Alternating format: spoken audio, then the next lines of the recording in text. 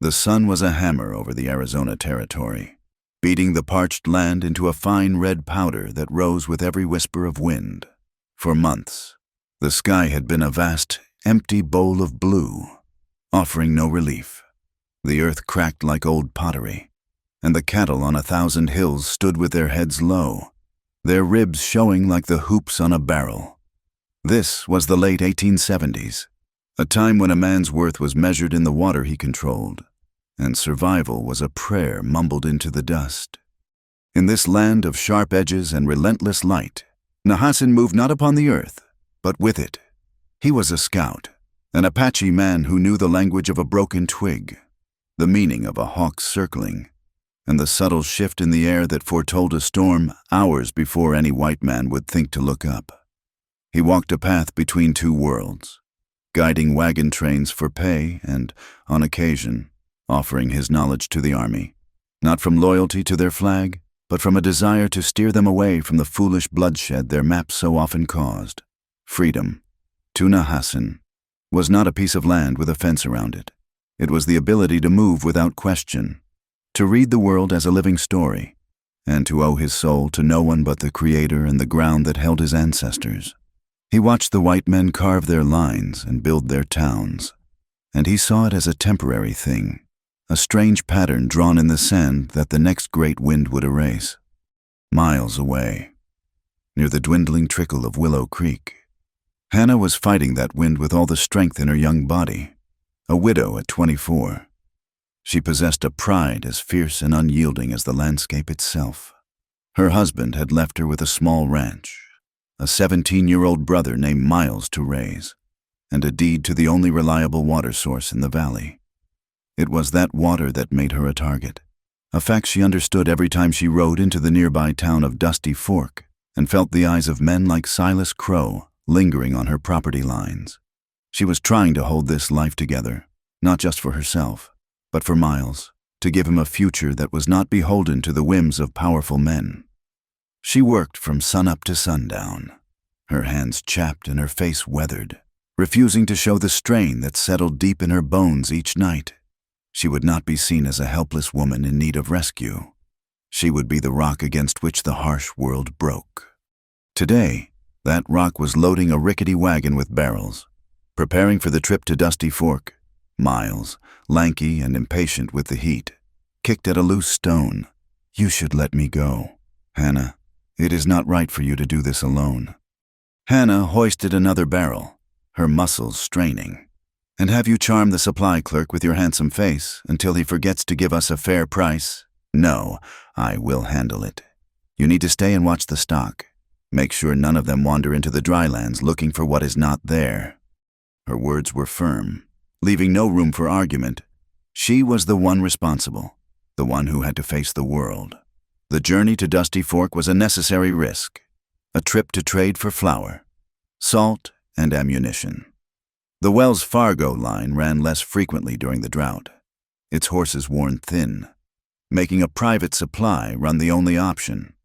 As she climbed onto the wagon seat and took the reins, she felt the familiar mix of determination and a deep, gnawing loneliness.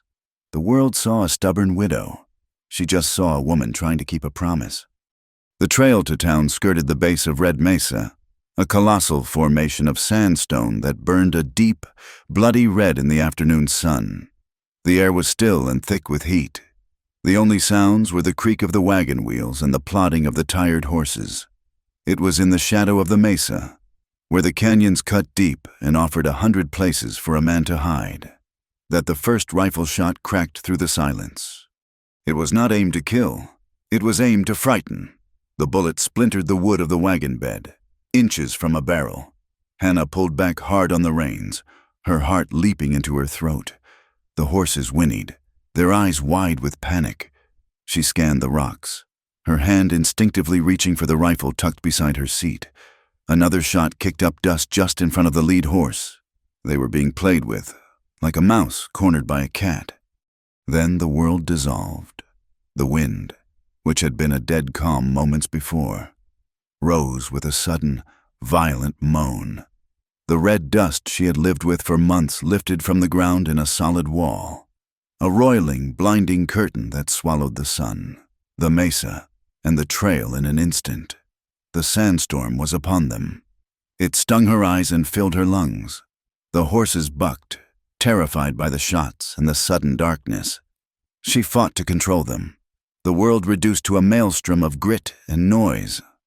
Through the howl of the wind, a shape coalesced from the storm. So suddenly he seemed to have been born of the dust itself. It was Nahassin. He moved with a quiet economy, one hand raised to calm the horses, his dark eyes missing nothing. He did not speak. He did not need to. He simply pointed toward a narrow split in the rock face she had not even noticed, a place barely wide enough for the wagon. With no other choice, Hannah urged the horses forward, trusting the silent man who had appeared from nowhere. The wagon scraped against the canyon walls as she guided it into the narrow passage. The roar of the storm lessened, muffled by the stone. The sniper's shots ceased, the gunmen either blinded by the dust or unwilling to follow them into the tight space. They were safe, for the moment, enclosed in the belly of the red rock. The storm raged outside, a wild beast throwing itself against their sanctuary. Inside the narrow canyon, the air was thick with the smell of dust and ozone. Hannah's hands trembled slightly as she finally let the tension ease from her shoulders. She turned to face the man who stood silently by the horses. "I suppose I should thank you," she said, her voice steady despite the tremor in her hands. She would not show weakness. Nahassin nodded once. His gaze was direct, unreadable. "The thanks can wait. The trouble cannot. We need to move when this wind dies." "We will go back to the main road," she stated, not as a question, but as a fact. The main road was surveyed. Official. It represented order. A faint smile touched the corner of his mouth, a fleeting expression that did not quite reach his eyes. "The main road is for men who like to be seen. The men who shot at you will be waiting there." "Then what do you suggest?" she asked, a hint of defiance in her tone. "Take some secret path only you know." "There are no secret paths," he replied, his voice calm and even. "There is only the land. It offers ways for those who know how to look. There is a shorter way through the Badlands, east of here. It will bring you to Dusty Fork from behind." Hannah shook her head. "The Badlands are treacherous. No one takes that route. The map shows it is all rock and washouts." She clung to the idea of the map, of lines drawn on paper, of a world that made sense. Nahassin gestured to the canyon around them. "The paper map says one thing. The land says another. The paper does not show you where the rock is firm or where the sand is deep. It does not tell you where a storm will make a new river." He paused, his eyes meeting hers. "And it does not tell you where Silas Crow's men will be waiting." The name hung in the air between them, an accusation spoken plainly. So he knew, or he guessed. It did not matter. She had suspected Crow from the beginning. His offers for her land had become less polite over the months. His desire for the water of Willow Creek, an open secret in Dusty Fork. The townspeople whispered about it in the saloon and the general store. They whispered about the stubborn widow who refused to sell, who thought she could run a ranch on her own. They whispered about her pride, sometimes with admiration, but mostly with a kind of pitying disapproval. "I am not afraid of Silas Crow," Hannah said, lifting her chin. "It was a lie, but a necessary one." "Being afraid is not the same as being foolish," Nahassin countered. "To be proud is good. To be dead because of pride is a waste." Their conversation was a clash of two worlds.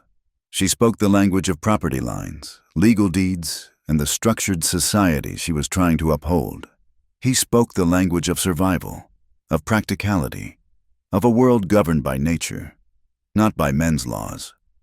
Yet, beneath their differences, there was a shared foundation of realism. Both of them knew the harshness of this land. Both of them understood that a single mistake could be the last. "If I hire you to guide me," she said slowly, testing the words, "I will pay you. Fairly, I do not accept charity." "My path is my own. I was not looking for a job," he said. but there was no rejection in his voice. Only a statement of fact. But I am not looking to see a woman and her brother lose their home because a rich man is greedy. The dust will settle. We will take the shortcut. You will not pay me with money. Then what she asked, suspicious. Some of that medicine you make for burns, the one with the willow bark, and a box of cartridges for a Winchester. And you will ask no questions about where I go or why I go there. It was a strange bargain, but a fair one. It was a transaction between two people who understood the value of practical things. Hannah looked at this quiet, self-assured man. A man who moved as if he were part of the landscape itself, and she saw not a savior, but a tool for survival. A tool she desperately needed. All right, she agreed. The wind began to die down, its howl softening to a mournful sigh. A strange, orange light filtered into the canyon as the thickest of the dust began to settle. The world outside was being reshaped, scoured clean by the storm. When they finally emerged, the landscape would be the same, yet different. Just like the two of them, an uneasy alliance had been forged in the heart of the storm. A partnership born of gunfire and red dust. A quiet understanding between the Apache scout and the stubborn widow of Willow Creek. The Badlands Trail was a scar on the earth, a winding path of baked clay and sharp rock that Nahassan navigated with an innate certainty. They arrived at the edge of Dusty Fork as the bruised twilight settled, the town a collection of wavering lights in the vast, dusty dark. The journey had been silent, the aftermath of the storm leaving the air clean and cold. Nahassan pulled the horses to a halt before they reached the main street, his head tilted, listening to something more than the evening quiet. He dismounted and motioned for Hannah to wait.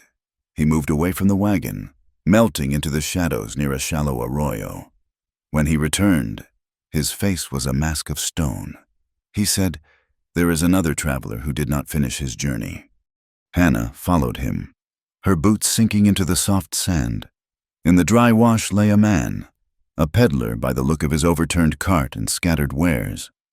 He was not old, and his face was turned toward a sky he could no longer see. It was a lonely, undignified end. Nahassan knelt beside the body. He did not search for valuables. Instead, his long fingers gently closed the man's open eyes.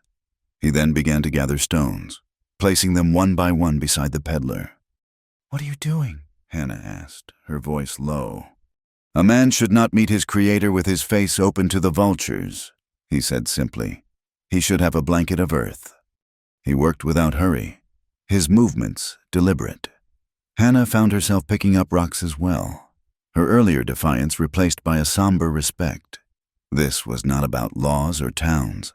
It was a deeper, more fundamental justice. As he worked, Nahassan's hand brushed against something in the sand. He picked it up. It was a brass cartridge casing, different from the standard army issue.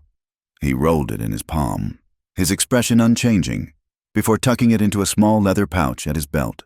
Together, they built a small cairn, a humble monument against the indifferent landscape. He did not say a prayer in her language, but a quiet reverence surrounded his actions, a personal rite that needed no audience. This man, he had his own code, one written not in books but in the hard truths of the land. The next morning, Hannah walked into the office of Mayor Pike. The room was small, smelling of stale cigar smoke and old paper. Pike was a man whose softness was a form of armor, his round face and polished smile designed to deflect and disarm. Seated in a corner, watching with hooded eyes, was the saloon owner, a man whose loyalty to Silas Crow was the worst-kept secret in town. Hannah stated her business plainly. She reported the attack on her wagon, the sniper fire, and the sandstorm that had provided her cover. Mayor Pike listened with a show of deep concern, his fingers steepled under his chin. "My dear Mrs. Miller, that sounds dreadful, absolutely dreadful. We must, of course, file a report. Did you get a look at these assailants?" "The storm was too thick," she answered, choosing her words carefully. "But it happened on the trail bordering Crow's new southern pasture." The mayor's smile tightened almost imperceptibly. A coincidence. I am sure Silas Crow is a businessman, not a bandit. Now, to make this official, we will need to verify your claim to the Willow Creek property. A formality. You understand? He turned and began shuffling through a tall cabinet, the drawers screeching in protest. He pulled out a file, then another, a frown of theatrical confusion growing on his face. Well, this is most peculiar. What is it? Hannah asked, a cold knot forming in her stomach. Your deed, he said, turning back to her with an expression of profound regret. It appears to have been misplaced. We had some reorganization last month. Papers were moved. You see, I am certain it will turn up. But for now, officially, this office has no record of your ownership. The saloon owner shifted in his chair, a faint smirk on his lips. The cold knot in Hannah's stomach tightened into a ball of ice. It was a lie. A bald-faced, calculated lie. Her copy of the deed was safe at the ranch, but without the official record in the town hall. Any legal challenge she made would be mired in delays and doubt. They were not trying to take her land with guns. Not yet. They were trying to erase it from existence with paperwork and whispers. I assure you, Mayor Pike, the deed is not misplaced. It is filed under my husband's name, Jacob Miller. I will be back with my personal copy, and I expect the town's copy to be found by then. Her voice did not waver. She would not give them the satisfaction of seeing her fear. She turned and walked out, the mayor's hollow promises of a thorough search echoing behind her. She found Nahassan waiting by the wagon, patiently watching the slow rhythm of the town. He looked at her face and seemed to understand everything she did not say. The paper is lost, she said, the words tasting like ash. They intend to steal it one way or another. Paper can be burned, he said. It can be lost. Stone cannot. What do you mean? Your husband. He was a careful man. He followed the old ways of marking his land. He used stone markers, chiseled with his sign. I saw one, years ago, near the Red Bluffs. The land remembers what paper forgets. A flicker of hope ignited within her. The boundary markers. Of course. They were the real proof. The physical claim etched into the land itself, finding them, proving their existence before Crow could remove them, was her only chance. She looked at him, her mind working quickly. It was time for another bargain. I need a guide, someone who can read the land, not a map. I need to find every one of those stone markers. Nahassan considered her, his gaze sweeping over the dusty street, the false front buildings, the whole flimsy world of the town. He seemed to weigh her request not against his time, but against a larger scale of right and wrong. My price is the same, he said finally.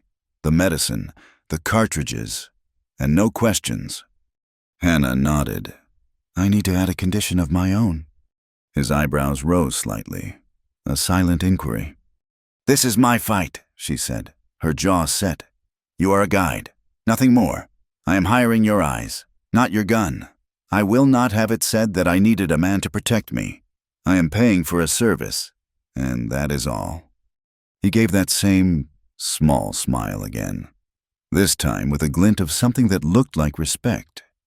Your pride is a heavy thing to carry, he observed. It is all I have, she shot back. Then we should hope it is strong enough for the journey. He agreed to her terms. The drought broke that very night, not with a gentle, soaking rain, but with a fury. The sky, which had been clear for so long, turned a bruised purple. Thunder cracked like a celestial whip, and the rain came down in solid, blinding sheets. It was a violent, desperate storm, the kind that did not heal the land but tore at it. In the morning, the dust was gone, replaced by a world of mud and roaring. Brown water, Willow Creek, once a quiet trickle, had become a raging torrent, spilling its banks and churning with uprooted trees and debris. Hannah and Nahassan stood on a rise overlooking the creek, near the place where she knew the first and most important marker stone had been set. The creek in its flood had carved a new, wider path through the valley, where the large, flat stone with her husband's initials had once rested. There was now only a swirling eddy of muddy water. The flood had taken it, erased it, washing away the most critical piece of her legal claim as if it had never existed. "The law of the land," Nahassin said quietly, his voice almost lost in the roar of the water, "is not always the same as the law of men."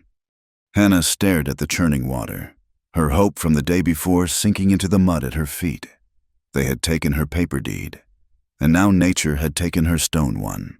She was standing on land that she knew was hers, land her husband had bled for, but she was surrounded by forces, both human and elemental, that seemed determined to prove she had no right to it at all.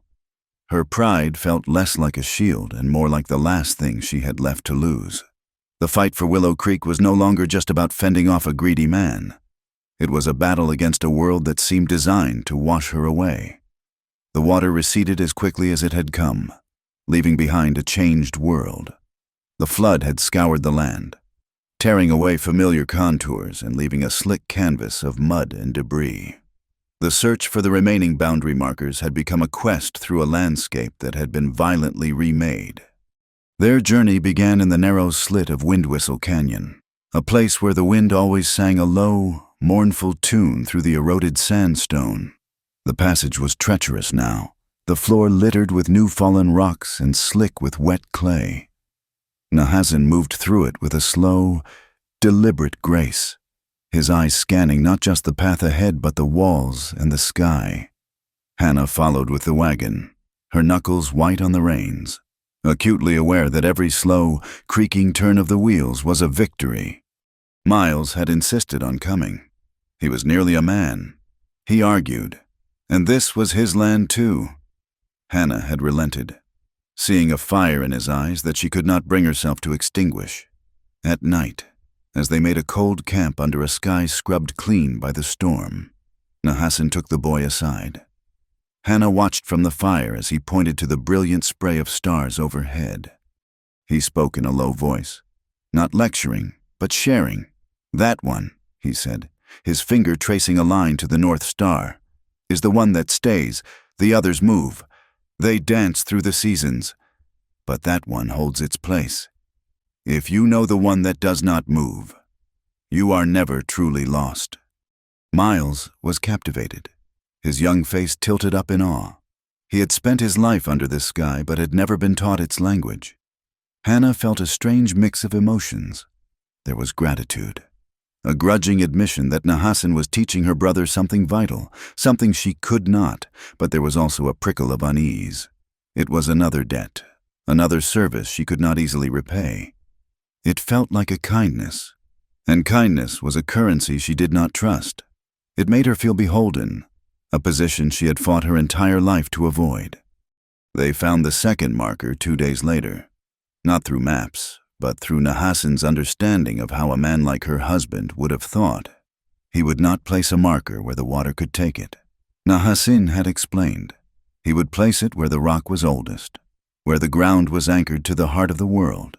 And so they found it, high on a windswept mesa overlooking a field of saguaro cactus. The chiseled initials JM, weathered but unmistakable. Hannah ran her fingers over the rough letters, a wave of relief so powerful it almost buckled her knees. It was real. One piece of her world was still anchored. Their route back toward the ranch took them along a trail used by freighters, a wide path cut into the side of a long, sloping hill. As dusk fell, Nahassin, who had been riding ahead, stopped dead still. He slid from his horse and raised a hand for them to halt. He knelt, his face close to the ground, examining something she could not see. He motioned for them to stay back and walked forward alone, his steps light and careful. He stopped and pointed to a section of the trail that looked no different from the rest. "Do not come closer," he said, his voice carrying clearly in the still air. "There is a wire." Hannah's blood ran cold. Miles moved to get off the wagon, but she put a hand on his arm, holding him in place. They watched as Nahassin followed the thin strand of metal to a place where the dirt had been disturbed. He worked for a long time as the light faded, using only his knife and his bare hands. The silence was absolute, broken only by the gentle scrape of metal on stone. Finally, he stood up, holding a small, deadly package of dynamite sticks bound together with a blasting cap. He had disabled the trigger. It had been set to go off when a heavy wagon passed, a blast that would have sent them and their supplies tumbling down the hillside. It was not meant to be a warning. It was meant to be an end. He said nothing as he carried the device away and buried it deep in a crevice. But the message from Silas Crow was clear. The stakes had been raised. They needed supplies, and Hannah knew they could not avoid Dusty Fork forever. They entered the town cautiously, the tension of the trail still clinging to them. The first stop was the blacksmith. Ephraim was a large, quiet man, a former slave who had found his freedom out west and now commanded respect through the sheer power of his work and the integrity of his character. He spoke few words, but he saw everything. As he checked the horse's shoes, he glanced at Nahassan, then at Hannah. "Be careful on the North Trail," he said, his voice a low rumble. "Been hearing talk of rock slides." It was not a comment on the weather. It was a warning, offered in the only way a man in his position could. From there, Hannah went to the boarding house run by Martha, a woman whose kindness was as expansive as her frame. Martha took one look at Hannah's tired face and Miles's tense posture and would hear none of her talk of paying for a meal. "You and this boy will sit at my table and eat until you are full," she declared, ushering them inside. "Pride does not fill an empty stomach. Child, and you," she said, looking out the door at Nahassan, who remained by the wagon. "You are welcome too." Nahassan simply nodded his thanks, but did not move to join them. He did not belong in her world of warm kitchens and bustling tables. He was a man of the outside, and he knew it. While they ate, Martha told them the town was thick with Crow's men, their talk loud and their money quick to buy rounds at the saloon. The town was afraid. Their last stop was for medicine, not the burn salve for Nahassan, which Hannah made herself, but supplies for her own stock. The town's physician was Dr. Waverly, a man who had seen too much as an army surgeon to be easily rattled. His office was neat and smelled of carbolic acid and dried herbs. "Silas Crow," the doctor said, peering at Hannah over his spectacles as he measured out salts, "has a long and storied history of acquiring things that have been inconveniently misplaced. Land grants, water rights, sometimes even people. The man mistakes his own greed for destiny, and he thinks intimidation is the same as progress. He is a sickness on this land." In each of them, Ephraim, Martha, and the doctor, Hannah saw the two faces of the town. There was the face of fear, the quiet reluctance to speak out against a powerful man. But behind it, there was a face of decency, a hidden reservoir of goodness that had not yet run dry. On their journey, they passed near a small, temporary encampment of Nahassan's people, who had come down from the high country to trade, while Nahassan spoke with the elders. Hannah found herself watching the children. They were curious, their dark eyes following her every move. On an impulse, she took a piece of charcoal from her satchel. She found a large, flat slab of sandstone and, in clear, simple letters, wrote her name, Hannah. A few of the bolder children crept closer. A little girl with bright, inquisitive eyes reached out a hesitant finger and traced the shape of the H. Hannah smiled and, pointing to the girl, made a questioning gesture. The girl spoke her name, a soft, melodic sound. Hannah wrote the letters for her, sounding them out. Soon, a small group was gathered around, and she was teaching them the strange, angular shapes that made up her language. It was not a grand gesture. It was a simple, quiet moment of exchange, an offering of what she knew in return for the safe passage she had been given. Nahassan watched this from a distance, an unreadable expression on his face. He was a man who had made a life of not being tied down. His freedom was in his ability to move, to belong everywhere and nowhere at once. But watching Hannah with the children, watching her stubborn fight for a single patch of dirt, and seeing the way Miles looked at him with newfound respect, he felt a strange and unfamiliar pull. It was the anchor of connection, and it felt dangerously like a rope around his feet. As they rode away from the encampment, Hannah tried to pay him for the week's work with a portion of the supplies she had bought. He refused.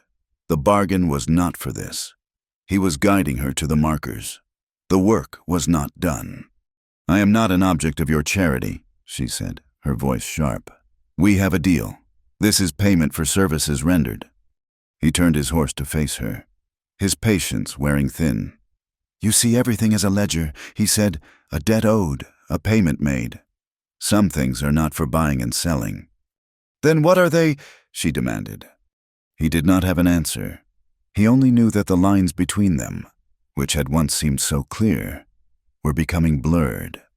That evening, as they made camp, they saw them. On a distant ridge, silhouetted against the dying sun, was a herd of wild mustangs.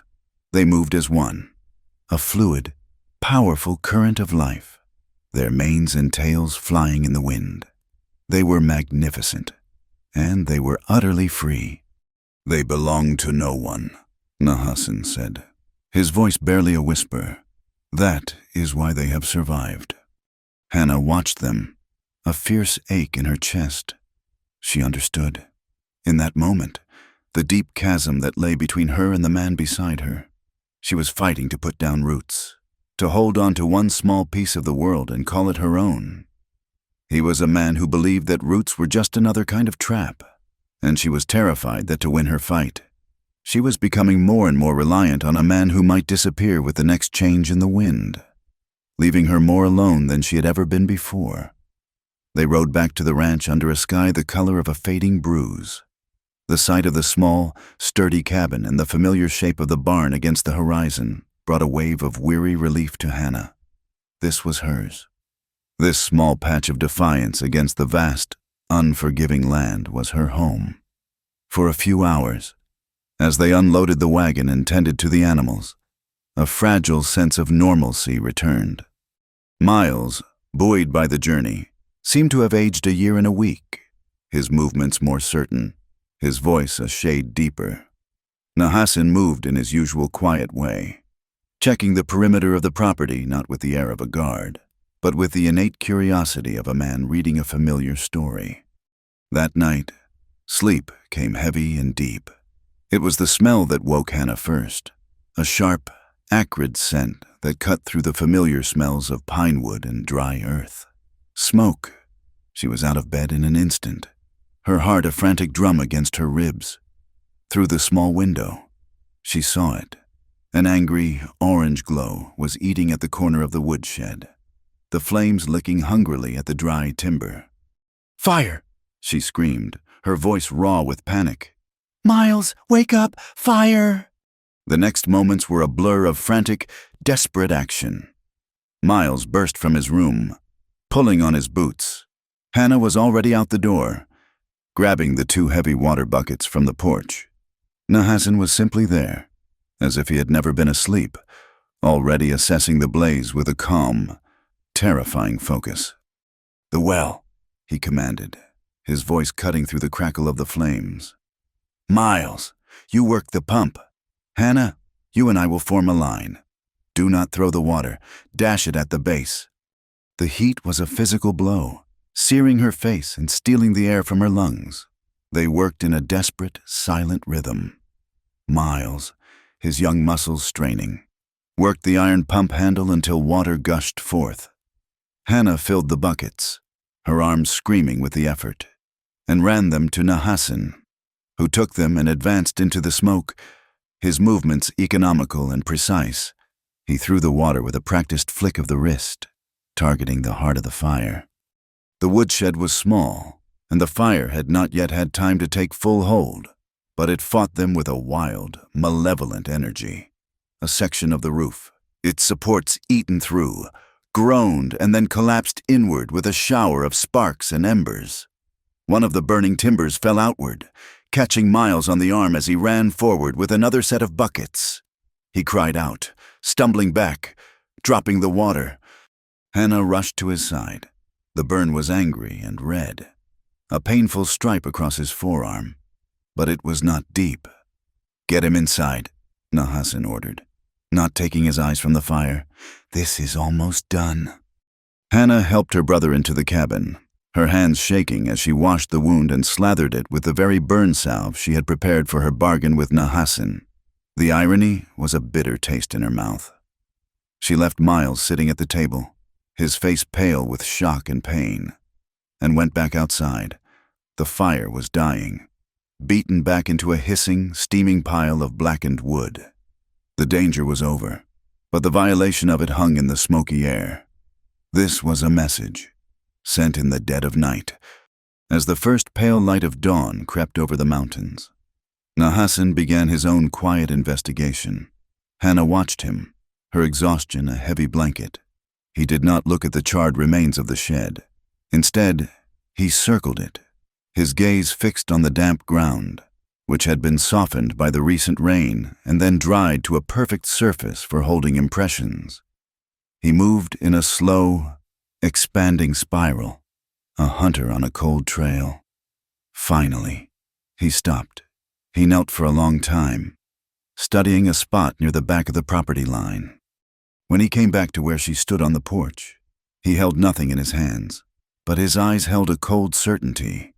It was one man. He said he came on foot from the east. He was careful, but not careful enough. He left a clear print near the fence line. "Do you know it?" she asked, though she already knew the answer. "I know it. The boot has a worn heel on the left side, and a small piece of the sole is missing near the toe. It is the boot of Jace Moran. Moran, one of Silas Crow's hired guns, a man known for his quick temper and his loyalty to Crow's wallet. The attack was no longer a suspicion. It had a name and a face. They sat by the fire in the cabin's main room, the three of them, a small island of weary silence in the vast, dark land.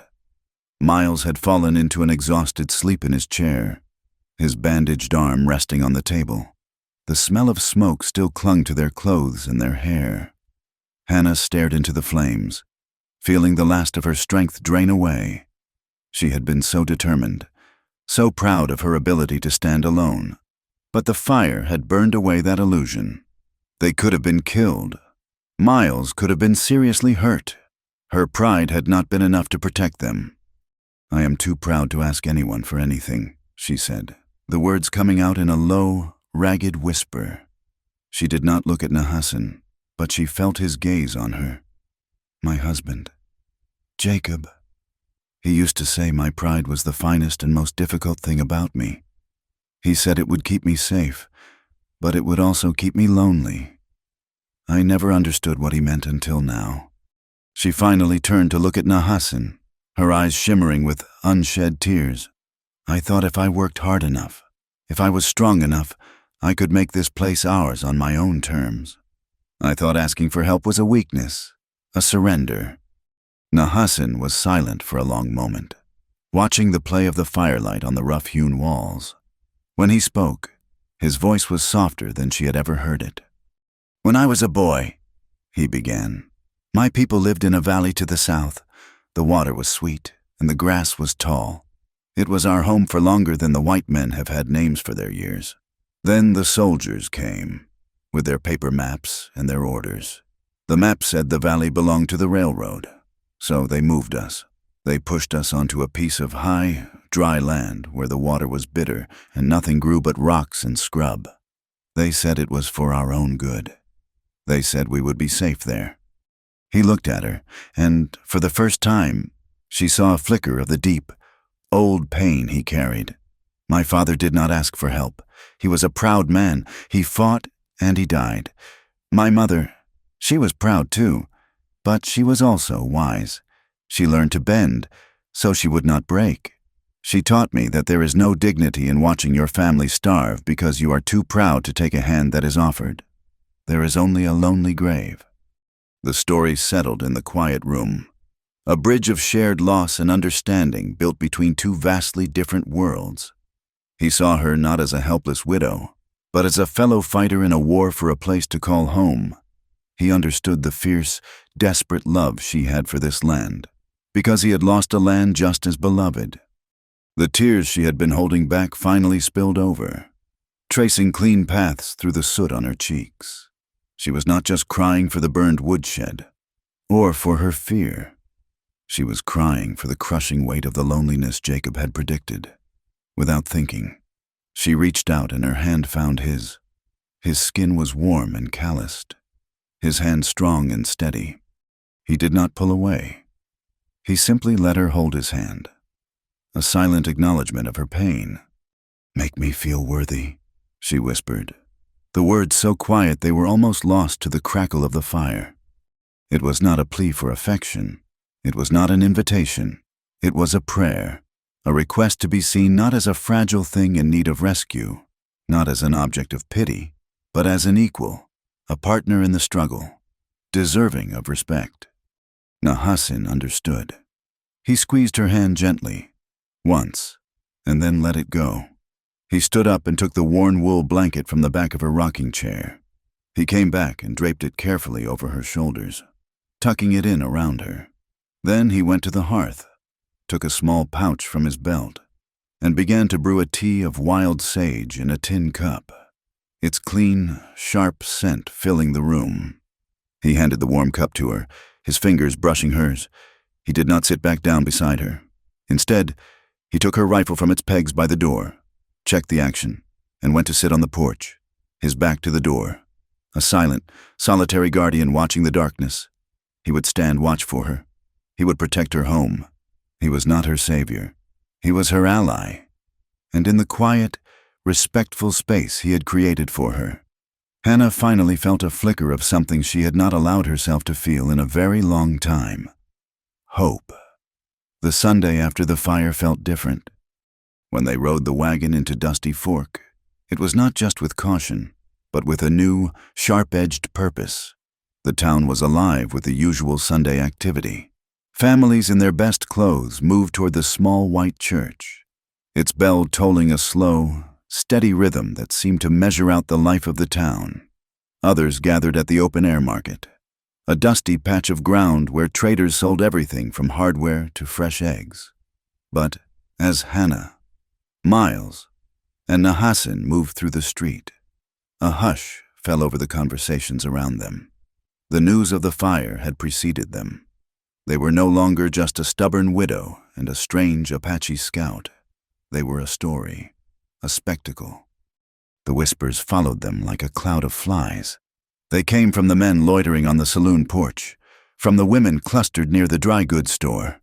Hannah kept her head high, her gaze fixed straight ahead, but she could feel the weight of their stares. It was Jace Moran who gave the whispers a voice. He stood with a group of Crow's men, his posture a deliberate, arrogant slouch. "Well, look here," Moran said, his voice loud enough to carry. "Looks like the widow Miller needs a savage to keep her warm at night, now that her woodshed's burned down." His companions snickered. The insult was a physical thing, ugly and sharp. Before Hannah could even form a reply, a powerful voice cut through the laughter. "A pack of coyotes has more decency than the lot of you put together." It was Martha, from the boarding house. She stood with her hands on her ample hips, her face a thundercloud of indignation. She did not lower her voice. She wanted everyone to hear. "That woman and her brother lost part of their home, and all you can do is stand there and flap your gums like fools. The only savages I see are the ones who find sport in another's misfortune. Now get out of my sight before I decide to teach you some manners my mother taught me," with a cast-iron skillet. Moran and his men, unused to being so publicly and thoroughly admonished by a woman of Martha's standing, shuffled their feet and fell silent, their smirks replaced by sullen glares. It was a small victory, but it was a victory nonetheless. It was a crack in the wall of fear that Crow had built around the town. As the church bell continued its solemn call, a different sound reached them, faint and distant, carried on the breeze from the direction of the high country. It was the soft, rhythmic pulse of a hand drum.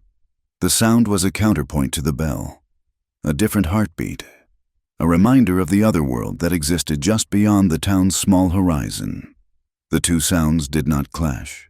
They simply coexisted, two different truths speaking at the same time. They did not go into the church. Hannah did not feel she could pray for peace in a room full of people who wished her ill. They were standing near the steps, waiting for the service to end, when Dr. Waverly emerged, his face grim.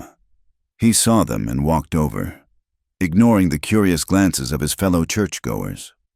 "Hannah," he said, his voice low but clear, "I heard about the fire. I think it is time some things were brought into the light." He turned his gaze to the small crowd that had begun to gather. "Last winter," he announced, his voice ringing with an authority that had nothing to do with the church, a shipment of quinine and medical supplies from the territorial government was scheduled to arrive on the Wells Fargo line. It was meant for all of us, to see us through the fevers. That shipment never arrived. It was rerouted, bought by a private party, and later sold back to mining camps to the north for 3 times its value. Mayor Pike told us it was a clerical error, a mistake in the paperwork. He paused, letting his words sink in. "But I have spoken with the quartermaster at Fort Grant. There was no error. The shipment was sold, legally perhaps, but unconscionably, to a purchasing agent working for Silas Crow. He let you all risk the fever so he could line his pockets." A murmur went through the crowd. This was not about a widow's land dispute. This was about their own children, their own families. The doctor had taken Hannah's private war and made it the town's business. After the crowd dispersed, their whispers now tinged with anger and doubt, Hannah and Nahassan went to the general store to purchase the supplies they had lost in the fire. Mayor Pike was there, overseeing the Sunday trade, his smile as wide and empty as ever. When the clerk tallied their goods, the price was nearly double what it should have been. "There must be a mistake," Hannah said, looking at the number chalked on the small slate. "No mistake," the clerk said, refusing to meet her eyes. "Prices are up. Scarcity, you know." Nahassan stepped forward. He picked up a sack of flour. "This flour came from the same mill as the sack we bought 10 days ago. The mill has not raised its price. The freighter has not raised his price. The wheat in the field did not grow more valuable while it sat on your shelf. The only thing that has changed is who is buying it." Mayor Pike bustled over, his face a mask of false concern. Now, there is no need for accusations. The market dictates the price. It is simple economics." "It is simple theft," Nahassan replied, his voice level and cold. "You use the law when it suits you, like a lost piece of paper. You use economics when that suits you, like a sack of flour that changes its worth in a day. But the truth does not change." Hannah stood beside him, not behind him. She did not say a word, but her presence was a silent affirmation of his. They were a united front. She was no longer just the woman he was guiding. He was no longer just the man she had hired. They were partners in this fight, and the whole town was watching. Pike's face reddened. He fell back on his last line of defense. "This is all just talk. You have no standing here, and Mrs. Miller, without a deed on file in my office, you have no legal claim to be making demands. As far as this town is concerned, your property line is an open question." This was the moment, the turning point. Nahassan turned from the mayor and faced the people who had gathered at the doorway of the store, drawn by the confrontation. He did not raise his voice. He did not need to. His words carried a weight that cut through the noise of the market. "Mayor Pike is right about one thing," he began, and a surprised silence fell over the onlookers. "Paper can be lost. Paper can lie. Words spoken in an office can be twisted. But the land does not lie. The stones do not forget." He looked around, his eyes meeting those of the blacksmith, Ephraim, of Martha, of Dr. Waverly, and of the other townspeople who had stood by in fearful silence. "I was there when Jacob Miller set his boundary markers. I saw him carve his name into the rock at Red Mesa. I saw him place the stone at the edge of the saguaro field. My memory is not a piece of paper that can be misplaced in a drawer. I am a living witness to the truth of this woman's claim." He took a step forward, his voice resonating with a quiet, unshakable power. "So I make you all an offer. Stop listening to whispers in the saloon and numbers on a slate. Stop hiding behind your fear. In 2 days, At sunrise, we will ride to the marker at Red Mesa. Come with us. See the truth for yourselves. Carved in stone that is older than this town. Older than any map. Then you can decide if you want to be a town governed by the truth of the land, or by the greed of one man. He had thrown down a gauntlet. It was not a challenge of violence, but a challenge of conscience. He was asking them to make a choice, not with their guns, but with their feet, to either walk with them toward the truth, or stay behind in the comfortable shadow of Crow's lies. It was a move from which there was no retreat. He had made a public declaration, drawing a line not in the dust of the street, but in the very soul of the community. As he finished speaking, the church bell fell silent, its last peal fading into the air, and in the quiet that followed, it seemed that everyone could hear the faint, steady, and insistent beat of the distant drum. The day of the ride to Red Mesa dawned clear and unforgiving. The sun rose into a bleached sky, promising a heat that would bake the truth out of any man or kill him in the trying. Hannah was surprised to see who gathered at the edge of town. It was not a crowd, but it was more than she had expected. Ephraim the blacksmith was there, his massive shoulders set with a quiet resolve. Dr. Waverly sat astride a neat-looking mare, his medicine bag strapped behind him as if he expected casualties, and Martha, looking surprisingly at home on the seat of a small buckboard wagon, gave Hannah a determined nod. A handful of other ranchers and townsfolk had come too, men and women whose faces showed a mixture of curiosity, fear, and a desperate, flickering hope for justice. They were a small, unlikely assembly, a jury of peers summoned not by a judge, but by the word of an Apache scout. The journey was a slow, hot, and mostly silent affair. They followed Nahassin, a single file of riders and wagons moving through the vast, open country. Red Mesa grew larger on the horizon, its colossal form shimmering in the heat. It was a place of ancient power, its sheer cliffs and deep canyons carved by millennia of wind and water. It felt less like a landmark and more like a silent, brooding witness to all the small, fleeting dramas of men. Nahassin led them not to the base, but up a winding, treacherous track that followed a long, sloping ridge. The higher they climbed, the more the world opened up below them, a stunning panorama of cracked earth, distant mountains, and the thin green ribbon that was Willow Creek. The place Jacob Miller chose was high, Nahassin explained, his voice carrying easily in the thin air. He wanted the marker to see the whole of his land. He wanted it to be seen by the sun and the stars, not hidden in a shadow. They spent hours searching. The heat was relentless. Nahassin walked the ground, his eyes reading a language of stone and lichen that no one else could comprehend. The others followed, their initial determination slowly eroding under the punishing sun. They were looking for a single set of initials carved into a single rock amidst a literal mountain of them. The task began to feel impossible. A fool's errand. The whispers started among the townsfolk, murmurs of doubt and impatience. Maybe the scout was mistaken. Maybe the flood had dislodged the stone and sent it tumbling into the canyons below. Hannah felt the hope that had sustained her begin to fray. She had placed her faith and her future in this man's memory. She had watched him make a public vow, and now, in front of the very people she needed to convince, that vow seemed to be turning to dust. She dismounted and began searching herself, her eyes scanning every rock, her hands running over rough surfaces, looking for the familiar shape of her husband's mark. But there was nothing, only the endless, indifferent stone. As the sun began its long, slow descent, painting the western sky in shades of orange and blood red, a palpable sense of defeat settled over the group. The coppery light made the mesa glow as if lit from within, but the beauty of it felt like a mockery. "It is no use," one of the ranchers said, wiping a dusty sleeve across his brow. "We have been up here all day. There is nothing here.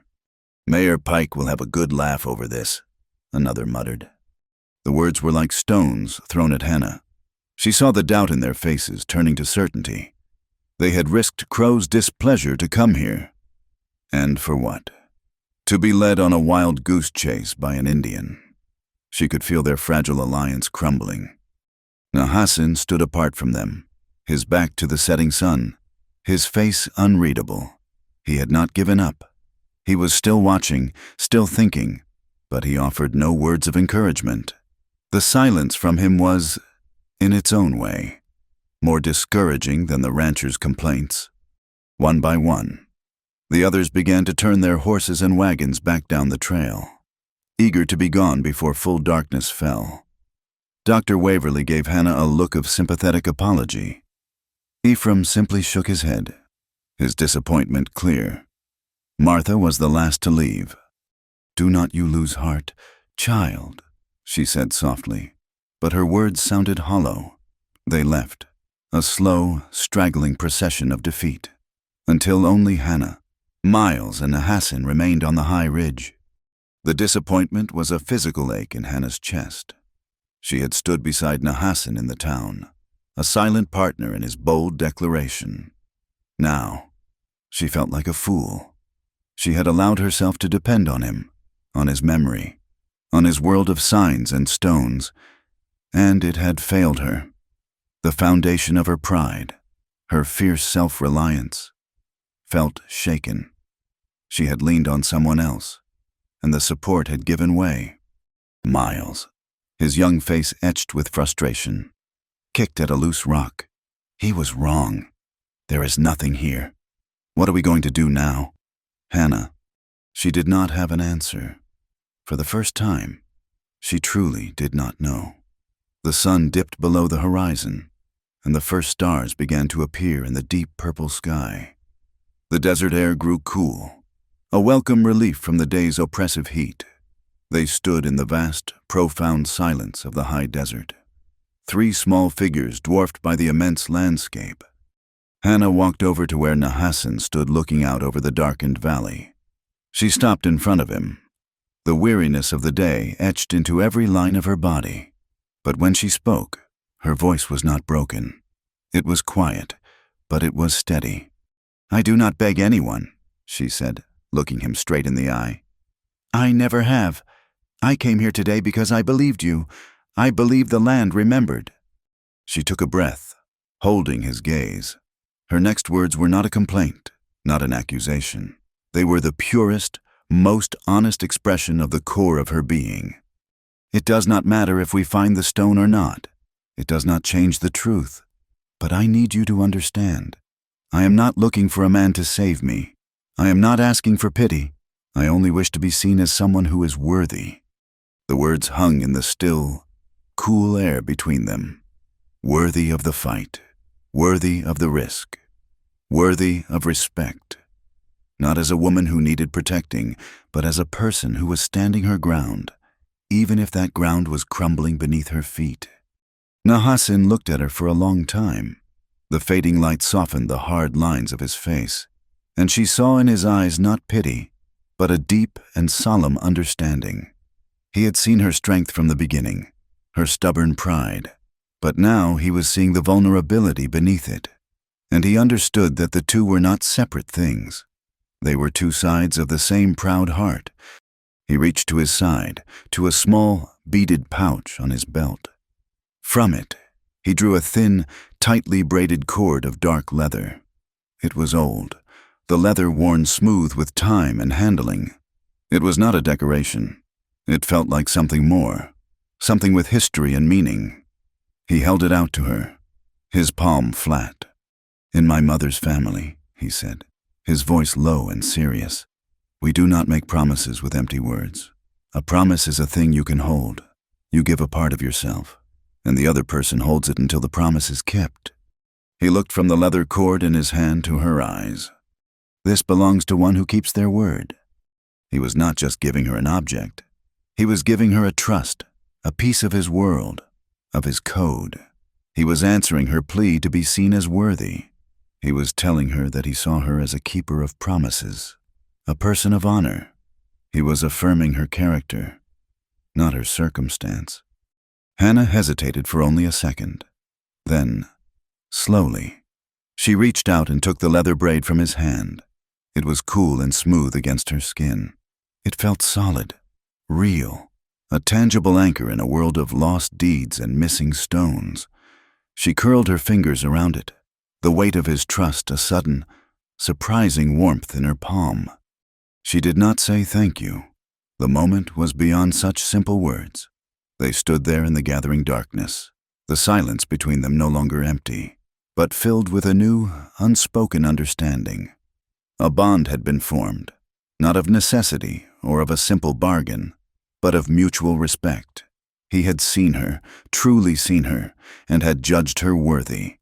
And, in that moment, under the vast, star-filled sky on the lonely mesa, that felt like a victory far more important than any piece of rock with a name carved on it. The ride down from Red Mesa was a descent into a world that felt colder and harder than the one they had left. The failure to find the marker stone lay heavy between them, a silence that was deeper than the absence of words. The small caravan of townspeople was long gone, having carried the news of their failure back to Dusty Fork, where it would surely be feasted upon by Silas Crow and his men. Hannah clutched the smooth leather braid Nahassan had given her, its solidness a small, secret comfort against the vastness of their defeat. As they reached the flatlands, Nahassan reined in his horse, his body going still. He scanned the horizon, not with his eyes, but with some other, deeper sense. The air had changed. The light had taken on a sickly, yellow-brown tinge, and the usual desert breeze had died completely, leaving a dead, oppressive calm. "A storm is coming," he said, his voice low. "Not rain. Dust, a bad one. We need to find cover." He led them toward a jagged cluster of rock outcroppings, a place where the foothills of the mesa crumbled into a labyrinth of narrow passages and shadowed alcoves. They had barely guided the wagon into a defensible overhang when the world disappeared. The wind came first as a low moan, then a rising shriek, and then the dust hit them, a solid, suffocating wall of red grit that blotted out the sun and turned the day to a blood-colored twilight. The roar was deafening, a constant, grinding assault on the senses. Through the maelstrom, shapes began to emerge from the swirling dust, dark figures on horseback materializing like demons from the storm. It was Jace Moran and 4 of Crow's men. They had used the storm as cover, their approach masked by the howling wind. They fanned out, their rifles held ready, trapping the wagon and its 3 occupants in the shallow shelter of the rocks. "We will take the boy," Moran yelled, his voice torn and shredded by the wind. "Crow wants a talk with him. The rest of you can die out here for all I care." 2 of the men dismounted, moving in on foot, their faces wrapped in bandanas against the stinging sand. Nahassan moved without a sound, placing himself between them and the wagon, a knife appearing in his hand as if by magic. But he was 1 man against 5. Miles, his face a mask of youthful fury, refused to be the pawn in their game.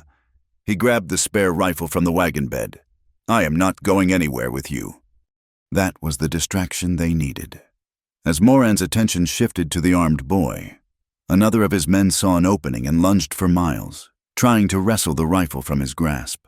In that moment of chaos, Nahassan moved, not toward the men, but deeper into the rock maze behind them. "Follow me," he yelled to Hannah. "Now!" Hannah did not hesitate. She fired her rifle, not at a man, but at the rock face just above the 2 advancing figures. The bullet screamed off the stone, sending a shower of rock chips down on them. They flinched back, startled by the shot that had come from an unexpected angle. It was the opening they needed. Hannah grabbed the reins, slapping them hard against the horses' backs, forcing the terrified animals to surge forward, deeper into the narrow canyon Nahassan had disappeared into. Miles, having shoved his attacker away, scrambled onto the back of the moving wagon. The chase was a nightmare of blind turns and scraping rock. The sandstorm reduced visibility to a few feet, turning the already treacherous passages into a deadly trap. But Nahassan seemed to see with more than his eyes. He led them on a twisting, doubling path, his knowledge of the terrain their only shield, He chose passages that were just wide enough for the wagon, forcing their pursuers to follow in a single, vulnerable line. He led them through a narrow slit that opened into a small, box-like canyon, then immediately into another passage on the far side, effectively leading Moran's men into a dead end. The sounds of their confused shouts and curses were swallowed by the storm. They were buying time, but they were not free. The storm could not last forever, and Moran's men were still behind them, cutting off their escape. Eventually, they emerged into a slightly wider ravine and saw that two of the riders had circled around, blocking the far end. They were trapped. Moran and the others entered the ravine behind them, their faces grim with anger. "Nowhere left to run," Moran snarled. Raising his pistol, he savored the moment, the architect of their demise. Hannah raised her rifle, her sights finding Moran's chest. Miles did the same. Nahassan stood with his knife, ready to sell his life dearly. It was a standoff, but one they were destined to lose. Moran's grin was a slash in his dust-caked face. He pulled the trigger. The only sound was a small, metallic click. His grin vanished, replaced by a look of stunned confusion. He thumbed back the hammer and pulled the trigger again. Click. The sound was pathetic, impotent in the face of the howling wind. "Shoot them, you fools!" he screamed at his men. One of the riders blocking their path leveled his rifle and fired. There was a weak pop, a puff of gray smoke, and the bullet fell from the barrel, landing harmlessly in the dust a few feet away. The second rider's gun jammed completely. Behind them, the other two men were having the same problem, their pistols and rifles failing to fire, the mechanisms clicking uselessly. The perfect ambush had dissolved into a farce of malfunctioning hardware. A look of dawning horror and rage spread across Jace Moran's face. He knew. Ephraim. He spat the name like a curse. That blacksmith. We made him fix these guns last week. Nahassan understood in an instant. It was not luck. It was not a miracle. It was a deliberate act of sabotage. A blow struck from the heart of the very town that had seemed too afraid to act. Ephraim, the quiet, powerful man who spoke in warnings about rock slides, had armed them with useless weapons. He had filed a firing pin a fraction too short here, weakened a spring there, introduced a flaw so subtle it would only be found when the gun was needed most. He had fought his own battle from the quiet of his forge, using his skill as his weapon. The tables had turned with a stunning, silent swiftness. The hunters were now the ones who were defenseless. Hannah saw her chance. She fired again. Another warning shot that kicked up the sand right in front of the lead horse of the men blocking their way. The horse reared in terror, its rider fighting to control it, breaking their line. "Go!" Nahassan yelled. And Hannah did not need to be told twice. She drove the wagon hard, straight through the gap, the wheels skittering on the loose rock. Moran and his men could only watch, their faces masks of impotent fury, their hands holding useless pieces of metal. They were left behind, stranded in the heart of the storm they had thought to use as a weapon, disarmed by the quiet integrity of a man they had underestimated.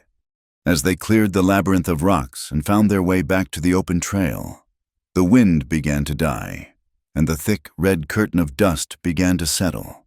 The world slowly reappeared, scoured and new. They were alive. They were free, but they were changed. Hannah looked at Nahassan, and then at her brother.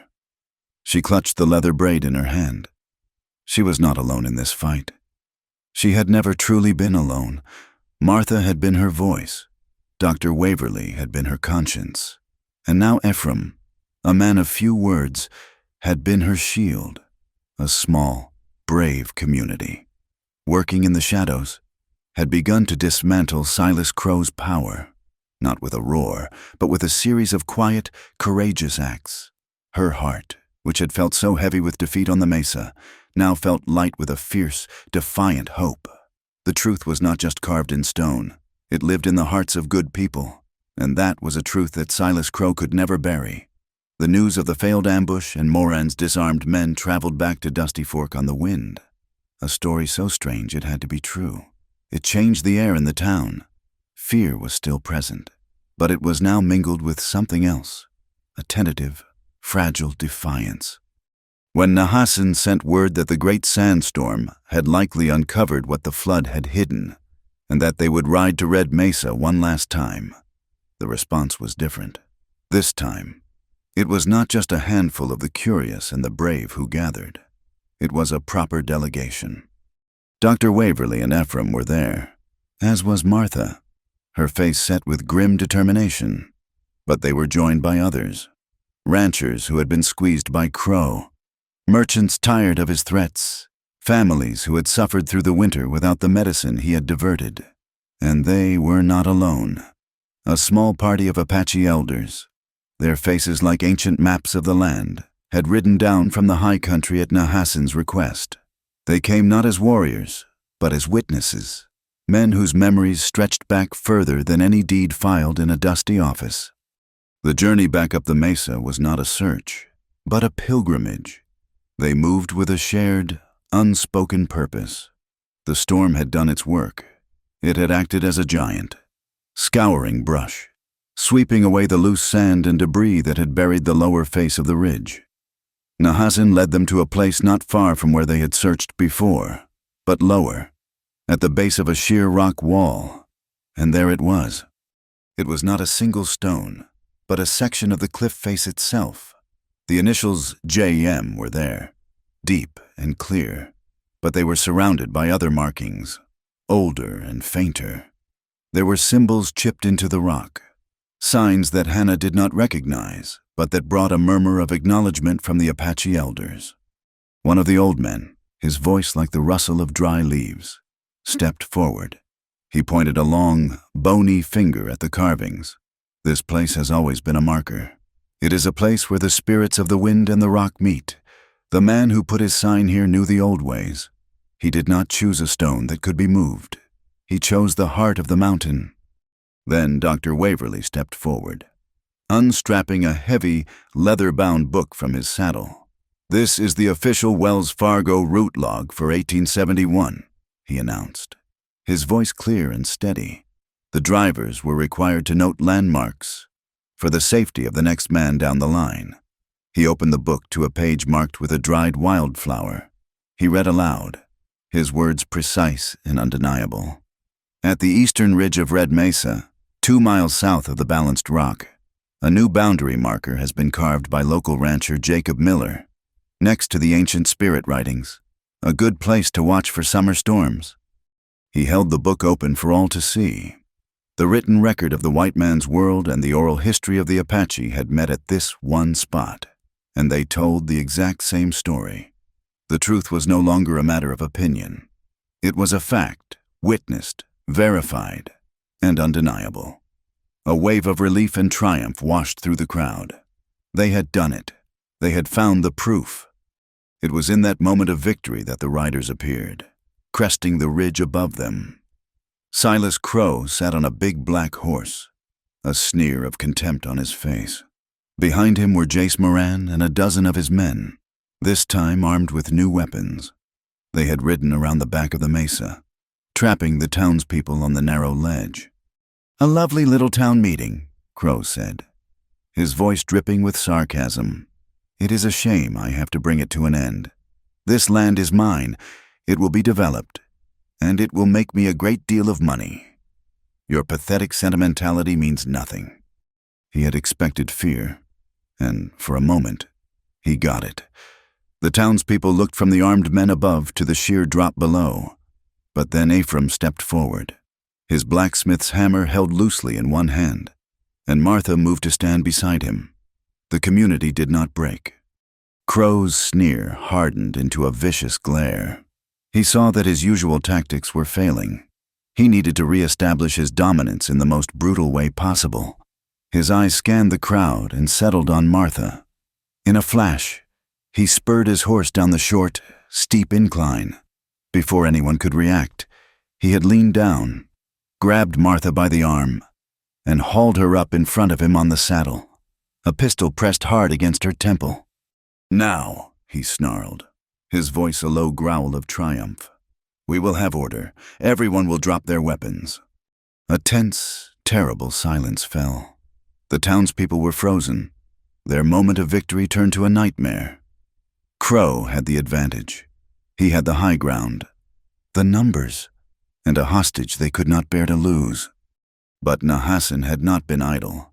While all eyes were on Crow, he had been moving, not away, but up, scrambling a few feet up the rock face to a narrow ledge just above the main trail. He had a coil of rope from the wagon, and he moved with a silent, fluid speed. Hannah saw what he was doing and understood. It was a desperate, insane gamble. Crow savored his power, his gaze sweeping over the helpless crowd. He raised his pistol slightly, preparing to make an example of someone. At that exact moment, Nahassan let the rope fall. He had looped it over a jutting spur of rock and tied the other end to a heavy, loose boulder at his feet. He kicked the boulder free. It did not fall on Crow. It fell on the other side of the trail, acting as a sudden, massive counterweight. The rope snapped taut.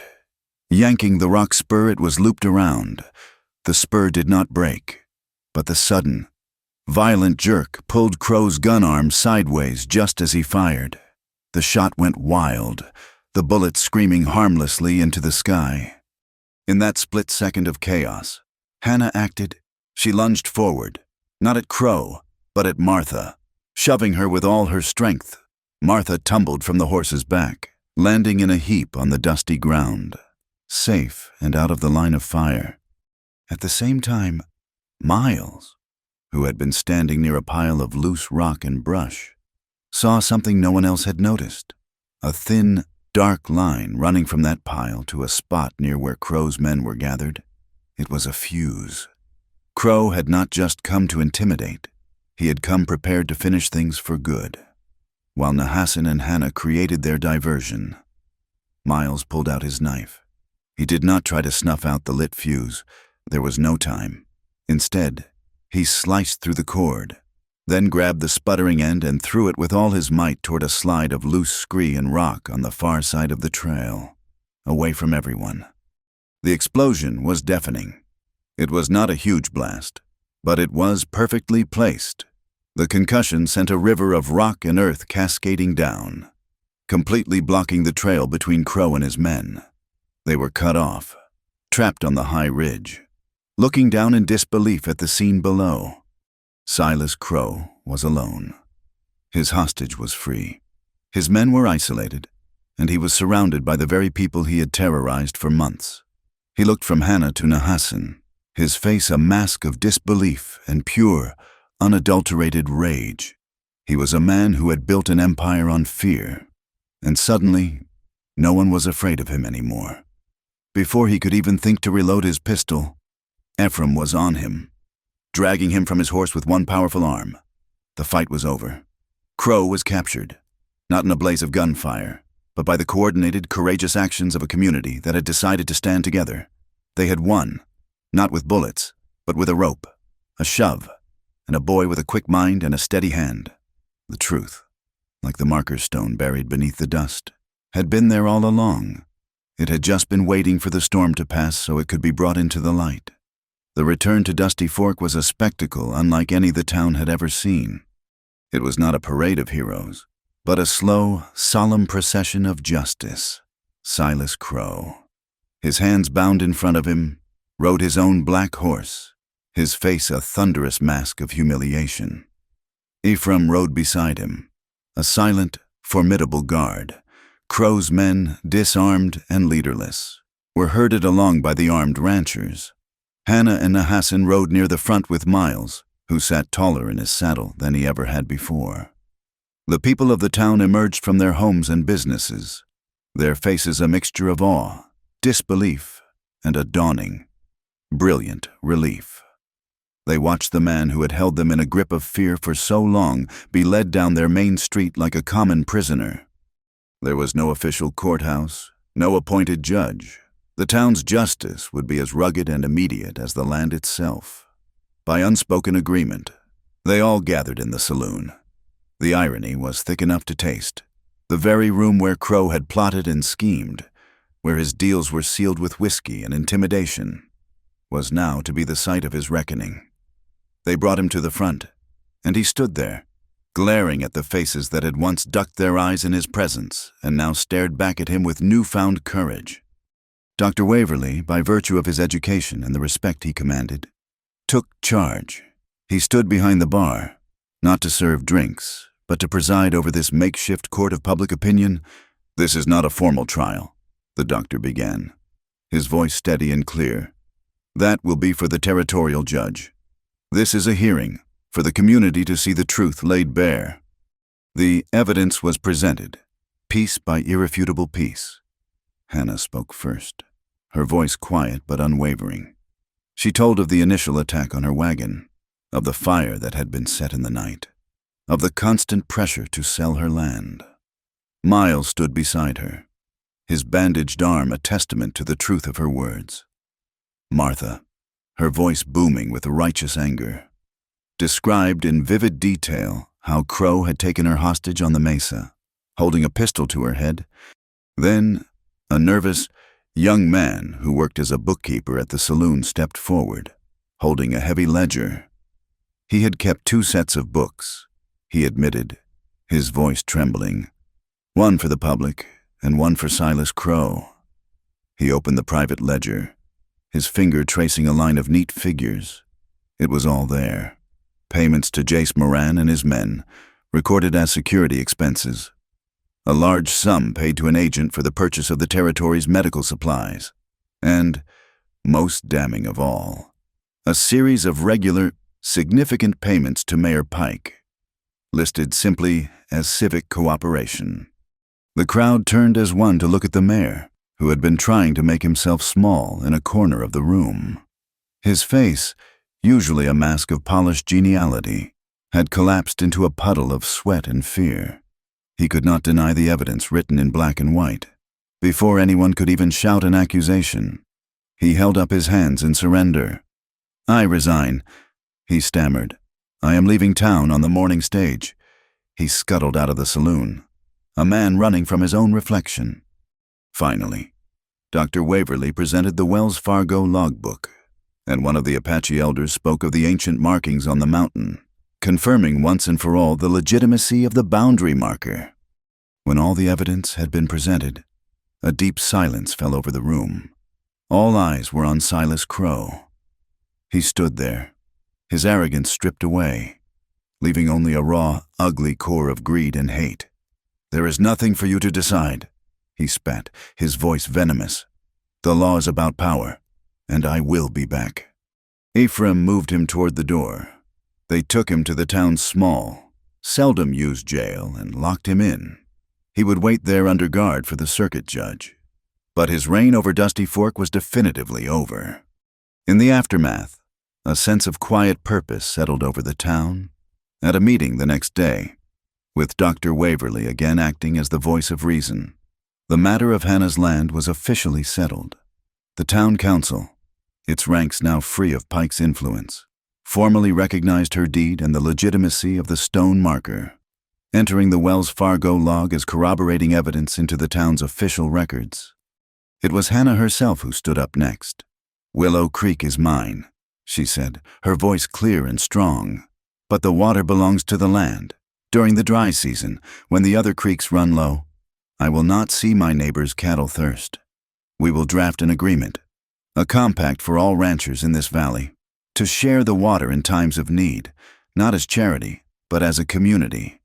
The proposition was met with a murmur of surprised, then grateful assent. It was the first act of the new Dusty Fork, a town learning to replace self-interest with cooperation. Later that afternoon, a delegation led by Dr. Waverly and Ephraim approached Nahassan where he was preparing his horse to leave. "We owe you a debt we cannot repay," the doctors said. "This town is in your debt, but we would like to make an offer.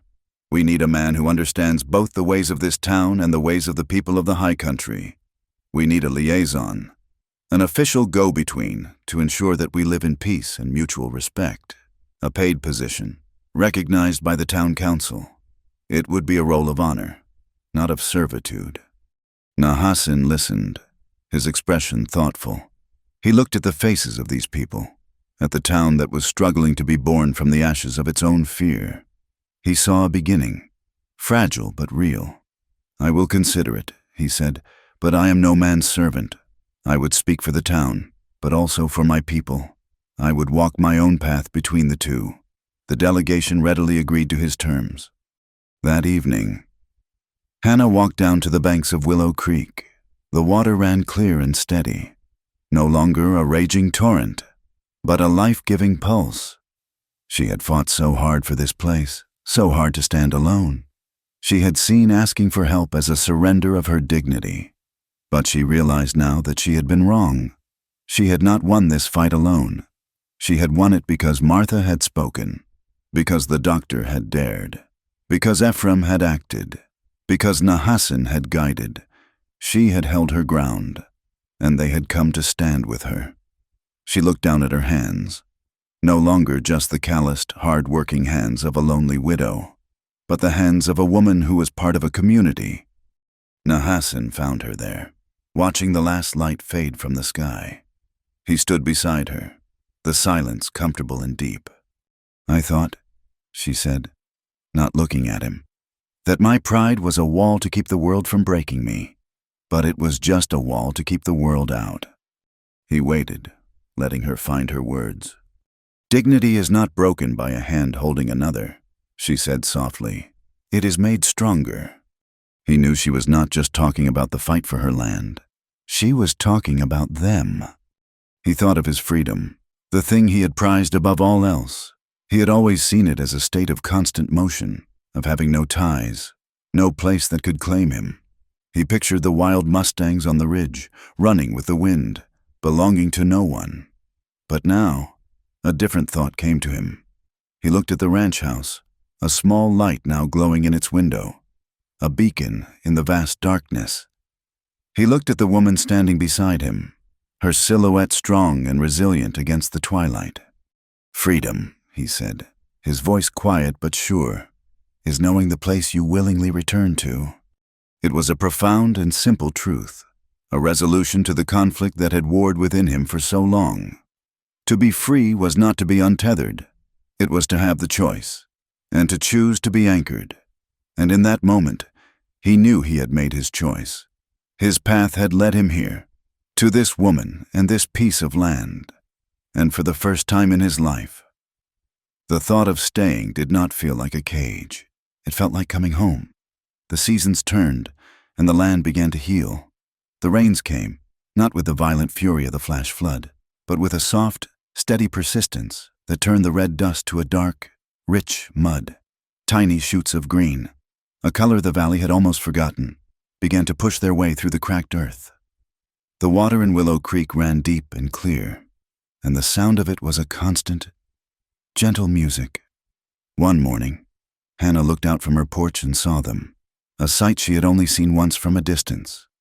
The herd of wild mustangs had come down from the high country, their coats sleek and shining, to drink from the sweet water. They moved with a breathtaking, untamed grace, a living symbol of the freedom that had returned to the land. They were not owned, they were not fenced, but they had chosen to come here, to this place of peace. Life in Dusty Fork found a new rhythm. The fear that had been a constant, low hum in the background was gone, replaced by a cautious but growing sense of community. There was a small celebration, not a planned event, but a spontaneous gathering in the main street one evening. It began with Ephraim sitting outside his forge, tapping out a slow, powerful rhythm on a piece of scrap metal with his hammer. Then someone brought out a fiddle, its tune lively and hopeful, and from the edge of the crowd, where the Apache elders had come to trade, the soft, steady beat of a hand drum joined in. The two sounds, one from a world of iron and fences, the other from a world of earth and sky, wove together, creating a new kind of music that belonged to everyone. Martha had scrubbed her boarding house from top to bottom and now served cool, clean water from a pitcher on every table, a simple act that felt like the purest form of luxury. Dr. Waverly had cleared a small patch of ground behind his office and had started a medicinal herb garden, planting rows of sage, yarrow, and echinacea. He was not just treating the town's wounds anymore. He was cultivating its health from the soil up. Children, who had spent months playing in the confines of their dusty yards, now ran freely through the streets, their laughter echoing in the clean air. They even dared to play in the rain, their faces turned up to the sky in pure, simple joy. Hannah, Nahassan, and Miles were no longer outsiders, but the quiet center of this new community.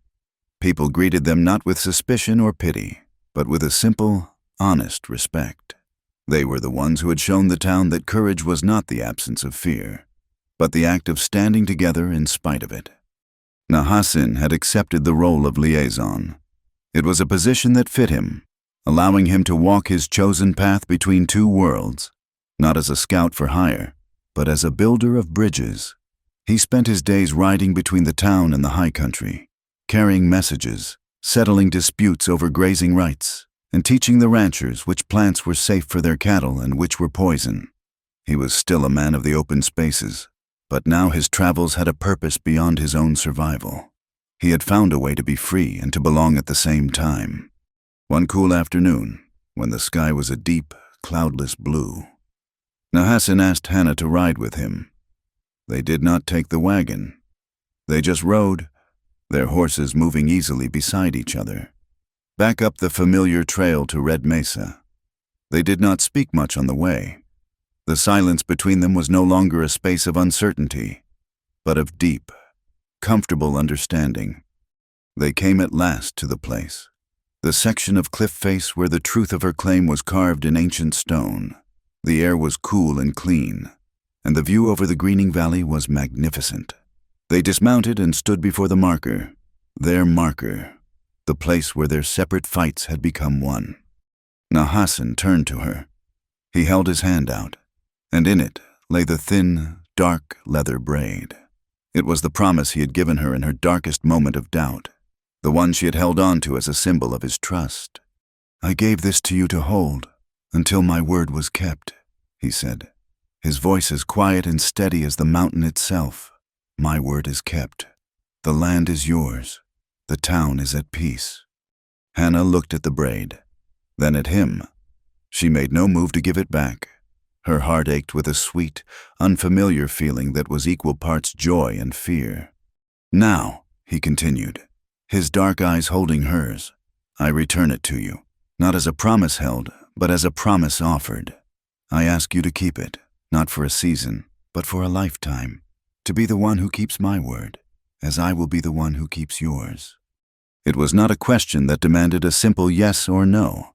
It was a proposal that encompassed their entire journey, a joining of his world and hers.